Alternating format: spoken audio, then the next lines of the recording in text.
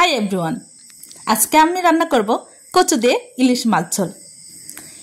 চাঁদপুরের ইলিশ মাছ যেরকম খেতে স্বাদ সেরকমই স্মেল। ইলিশ মাছ যদিও দামে নাগালের বাইরে, তবুও খেতে ভালো লাগে। কচু দিয়ে ইলিশ মাছ ঝোল খেতে কিন্তু অসাধারণ লাগে। চলে যাই মূল রেসিপিতে। প্রথমে আমি এখানে সরিষার তেল ইউজ করেছি। ইলিশ মাছের সঙ্গে সরিষার কিন্তু অন্যরকম একটা ভাব আছে। এই রেসিপিতে অবশ্যই সরিষার তেল ইউজ করতে হবে। পেঁয়াজ কুচি, মরিচ ফালি দিয়ে হালকা 5 মিনিট ভেজে নিয়েছি। এখন আমি বাটা মশলা ইউজ করছি। এখানে জিরা পেস্ট, আদা পেস্ট আর হালকা পেঁয়াজ পেস্ট। আমি কোনো প্রকার রসুন পেস্ট ইউজ করব না, রসুন টোটালি দেব না। ইলিশ মাছে আমি রসুন ইউজ করি না, কারণ ইলিশ মাছের যে স্মেল সেটা নষ্ট হয়ে যায়।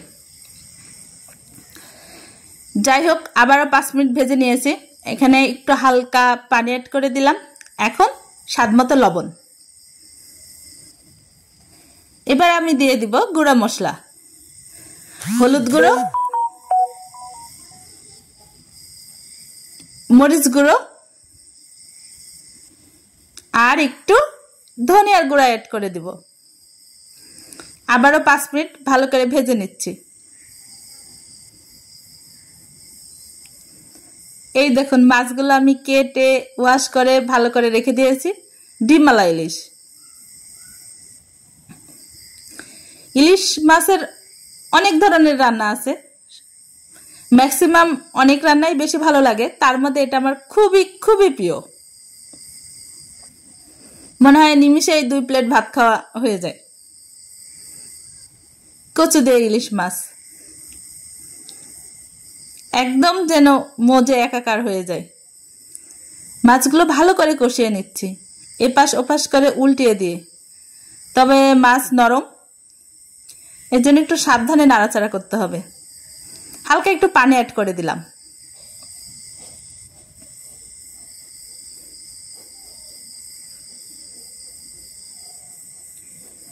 এই দেখুন, বলক উঠে আসছে।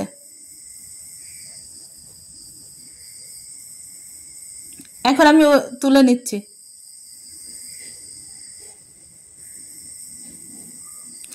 মাছগুলো এক পিস করে উঠিয়ে নিচ্ছি। উঠানো কমপ্লিট। এখন আমি কচু দিয়ে দিচ্ছি। কচুগুলো কেটে ভালো করে ওয়াশ করে রেখে দিয়েছিলাম।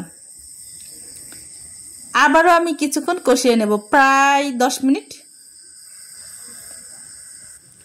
কিছুক্ষণের জন্য ঢাকনা দিয়ে দিচ্ছি। এই দেখুন, 5 মিনিট পরে ফিরে এসেছি। কি দারুণ তরকারি কালার আসছে।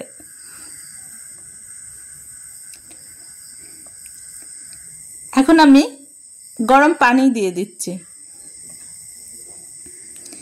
কচু রান্নাতে কিন্তু পানির পরিমাণটা একটু বেশি লাগে, এটা মনে হয় সবাই জানেন।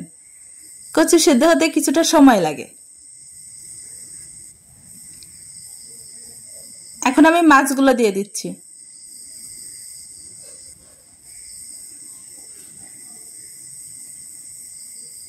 সবগুলো মাছই আমি দিয়ে ঝোলের মধ্যে ডুবিয়ে দেব।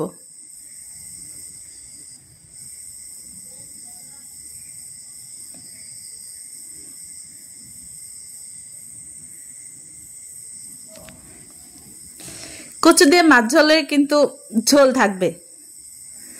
এটা যদি শুকনা শুকনা হয় তাহলে কিন্তু খেতে ভালো লাগবে না। চাঁদপুরের ইলিশ মাছ আমার এমনি ভীষণ ভালো লাগে, এর স্মেলটাই হয় অন্যরকম। একটু চেক করে নিলাম সিদ্ধ হয়েছে কিনা।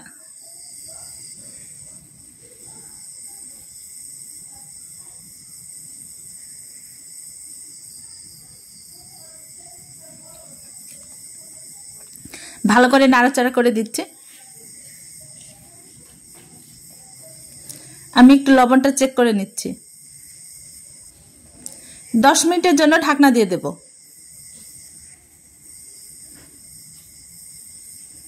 আমার রান্না প্রায় লাস্টে। এখন আমি জিরা ভাজার গুঁড়া অ্যাড করব। জিরা ভাজার গুঁড়া দিলে কিন্তু স্বাদটা আরো বহুগুণে বেড়ে যাবে, খেতেও মজা লাগবে, স্মেলও হবে দারুণ। যে রান্না করছে সে বুঝতে পারছে, একদম মৌ মৌ স্মেল।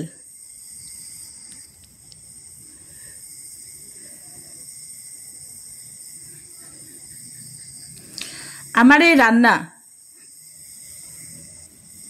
ঘ্রাণ বুঝতে পারবে পাশের বাসা থেকে। আপনারা অবশ্যই এভাবে রান্না করে খেয়ে দেখবেন, আশা করি ভীষণই ভালো লাগবে। ওকে, ভালো থাকবেন।